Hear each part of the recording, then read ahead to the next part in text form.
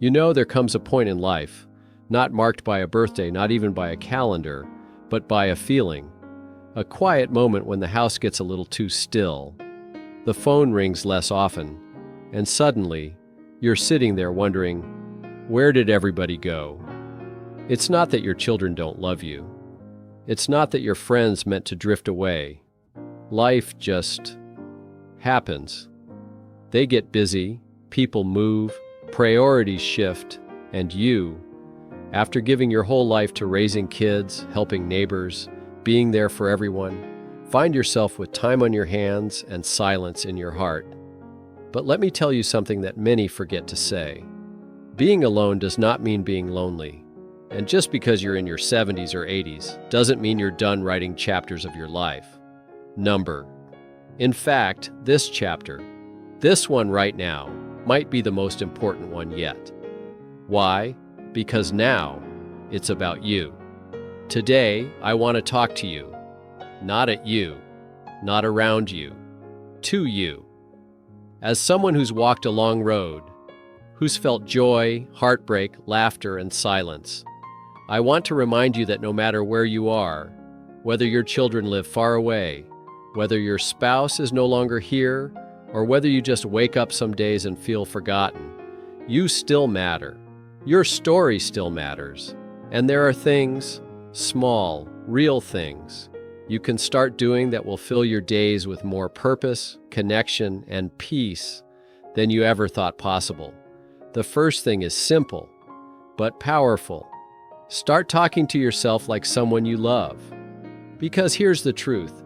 Most people speak to themselves in ways they'd never dare speak to a friend. You stub your toe and mutter, "Stupid me." You forget something and say, "I'm getting old." You look in the mirror and sigh at the wrinkles, the gray hair, the sagging skin. But what if you changed that? What if, just once a day, you stood in front of the mirror and said, "You made it. You've survived things others couldn't. You've lived a life full of stories. And you're still standing." That's not ego. That's self-respect. That's reclaiming your worth. And when you change the way you talk to yourself, your entire day begins to shift. The second thing? Let the world know you're still here. No, I don't mean shouting from a rooftop or posting selfies on social media. Unless you want to, of course. I mean reconnecting, reaching out, even if it's just once a week. Call someone, a cousin, an old coworker, the neighbor down the street. You'd be surprised how many people out there are just waiting for someone else to make the first move. You don't need an excuse.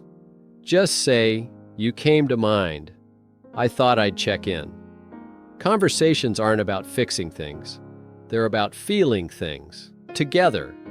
And even if they last just 5 minutes, they leave footprints on the heart. Now, I know. Sometimes people disappoint us. Maybe you reached out before and didn't hear back. Maybe your kids are too busy. Maybe your friends are no longer around. That hurts. It really does. But instead of waiting for others to show up for yourself. Go sit in the park, visit the same coffee shop each morning, join a community center, even if just to listen at first. You don't have to become the life of the party. You just have to show up consistently. Because the beautiful thing about humans is, we're drawn to familiarity. The more often people see your face, the more likely they are to smile, to say hello, to ask how you're doing. And from there, connections start to form. You see, loneliness feeds on stillness, but movement, no matter how small, is medicine. That brings me to something else. Routine. It may sound boring, but trust me, routine is a quiet superpower when you're living alone. Wake up at the same time each day. Make your bed. Open the curtains. Play music while you brush your teeth. Little anchors that tell your mind, this day matters, that you matter. A day with structure doesn't feel empty. It feels steady. And I know, some mornings it's hard. The silence can feel heavier than 1,000 conversations. You might sit with your tea and remember someone who used to sit across from you. That ache, that longing, is real. But so is your ability to choose what happens next. You can either sit in that chair and let the sorrow stay, or you can get up, stretch your arms, and say, I still have time. I still have something to give. Maybe it's sharing a story with a grandchild. Maybe it's painting, writing, cooking something new. Maybe it's offering to read to kids at the local school, or visiting an animal shelter and simply sitting with a dog that's been left alone, just like you. The point is, purpose doesn't retire, and you're not here just to wait out the clock. You're here to live, and that can start with one small decision a day. I know you've probably heard people say, stay positive.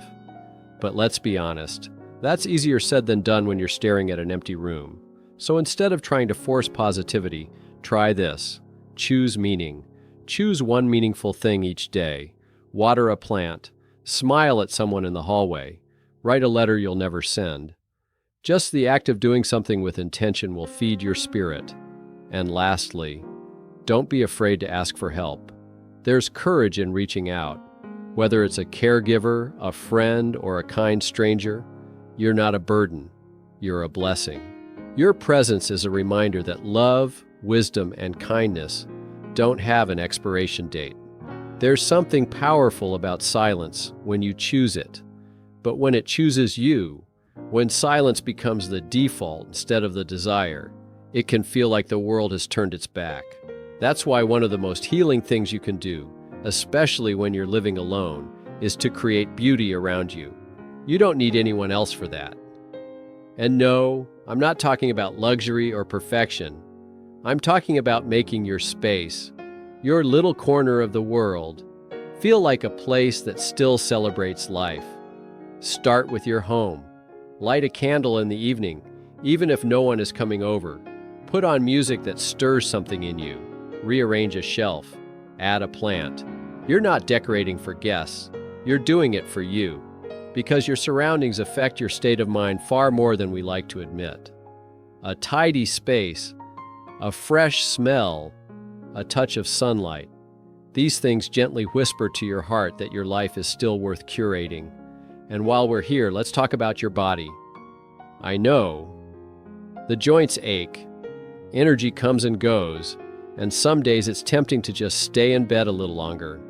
But your body, yes, even now, is still your ally. It's still capable of movement, of sensation, of service, and the more you use it, the more it thanks you. Take walks, even if they're short. Do stretches while the kettle boils. Swing your arms, wiggle your toes, dance in the kitchen if you feel like it. You don't need a gym membership to move. You just need a little willingness. And here's a secret many won't tell you. Motion creates emotion. When your body moves, your mind lifts, even if just a little. And that little bit can be the difference between a dark day and a brighter one. Now let me ask you something personal. When's the last time you let yourself laugh? Really laugh? The kind of laugh that crinkles your eyes and loosens your shoulders. Laughter is not just for the young. In fact, the older you get, the more you deserve to laugh, because you know how precious joy is. Watch a silly show. Call someone who always makes you chuckle. Laugh at your own little mistakes. Humor, even in the quietest seasons, is a lifeline. But what about those nights when laughter feels far away? When the house feels too quiet and the memories hit a little harder than usual? That's when it's time to reach inward and upward. Whether or not you follow a religion, you can still nourish your spirit. Some call it prayer, others call it meditation. Some just call it sitting in stillness with their thoughts and breathing deep. Whatever it looks like for you, don't neglect the soul. Light a small lamp, sit by the window, whisper gratitude, or ask the questions that no one else can answer. You don't need all the answers to feel peace. You just need presence. And speaking of peace, one of the most beautiful things you can give yourself in this season of life is forgiveness. Not for others necessarily, though that helps, but for yourself, for not getting everything right, for things left unsaid, for not being as strong as you used to be. Let it go. Release the weight. You don't have to carry old regrets into this new chapter. You are allowed to begin again, every single day. Now, I know we've talked a lot about what you can do, but I also want to tell you something you might not hear enough. You don't always have to be doing something to be valuable. Some days, just being is enough. Sitting quietly with a cup of tea, watching the birds outside your window, letting a memory wash over you without rushing to distract yourself. These moments, simple as they are, have depth. They remind you that you're still part of the rhythm of life, and that is a quiet kind of power. But still, I understand. Some days feel heavier than others. That's normal. That's human. You might wake up and feel like the world has moved on without you, that your best days are behind you. But let me offer you a different lens. Maybe your best days are not behind or ahead. Maybe they're inside of you, waiting for a decision, a step, a little flicker of belief that says, I am still becoming. You're not done. You're not invisible. You're not forgotten. And if you ever doubt that, just remember how much you've lived through. You've seen seasons change. You've survived loss. You've celebrated love. You've watched the world shift in ways younger generations can't even imagine. That kind of wisdom, that kind of strength, it doesn't vanish. It deepens, and the world still needs it. Even if no one is knocking on your door every morning, even if the phone stays silent for a few days, that doesn't mean you've been erased. It means you've been given the sacred gift of space, and you get to choose how to fill it. With peace, with movement, with love, with purpose. You are not alone. You're just being invited to rediscover yourself. There's something incredibly sacred about growing older. Not just because of what you've seen or what you've survived, but because of who you become when there's nothing left to prove. When the noise fades and the spotlight shifts, you're left with something rare, the truth of who you really are. And while the world may sometimes forget to look your way, I want you to hear this.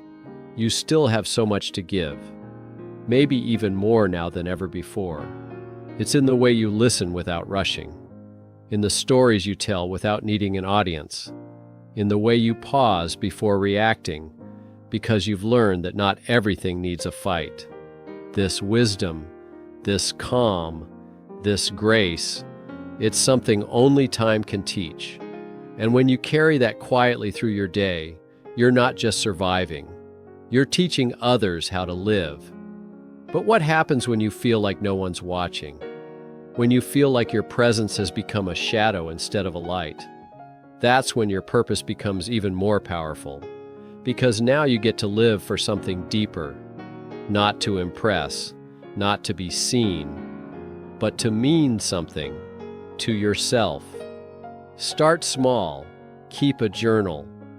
Write down your thoughts, not because anyone will read them, but because you matter enough to be heard by your own heart. Write about the sunrise, the memory that surfaced, the way the air smelled after the rain. These are not small things. They are sacred details. They are the fingerprints of a life still unfolding. And if you ever feel like you're disappearing into the background of life, I want you to try something unexpected. Give someone a reason to remember you, not by being loud, but by being kind. Sometimes a single smile to a stranger, a word of encouragement to a young mother, or a compliment to the cashier who looks tired. Those little acts create ripples far beyond what you can imagine. You may never see the full impact, but rest assured, you will have made a difference.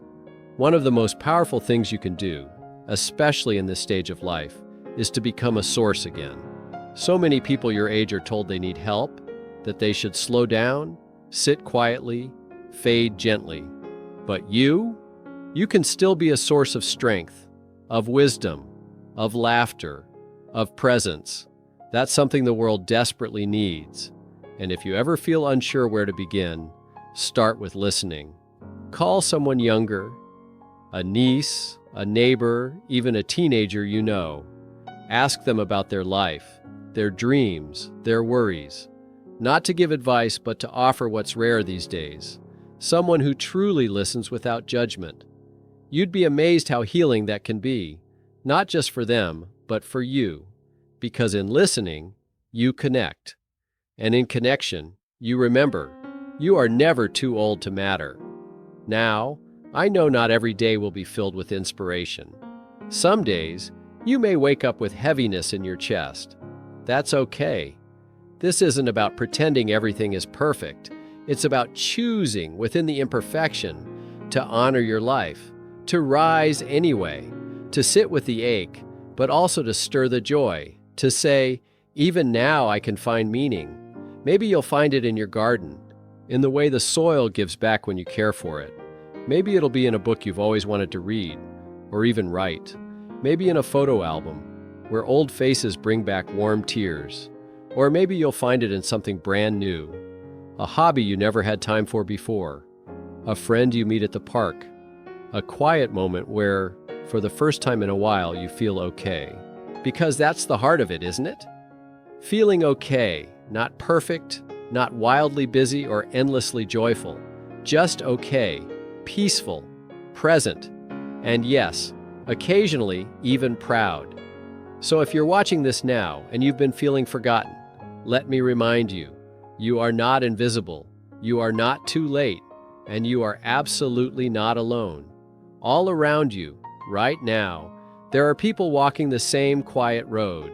Some just don't talk about it, some don't know how. But you're here, you're listening, and that means you're already taking a step most never do. You're choosing to live intentionally, even when no one's watching. I want you to remember one thing before we end today. You don't have to chase happiness. You just have to open your hands and receive the little joys that still want to find you. The sound of birds at dawn, the warmth of your blanket, the softness of your own breath. These are gifts, and they are yours. And if you ever need a reminder, come back here. Watch this again.